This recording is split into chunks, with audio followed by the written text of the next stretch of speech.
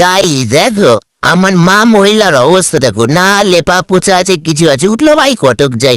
মনে হচ্ছে আজকে ভাত রান্না করব, কাটে তো দেখো বসিয়ে দিয়েছে, কি অবস্থা দেখো, কি নোংরা চোংরা। হ্যাঁ, এই হলো আমার মা, দেখো ভাত উঠলেও গেছে, আগে ডিমও সিদ্ধ করে নিয়েছে।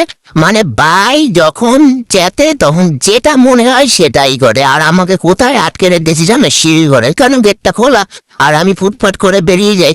তো যাই হোক, আমাকে আটকে রেখে দিয়ে কোনো লাভ হবে না, ঠিক আছে।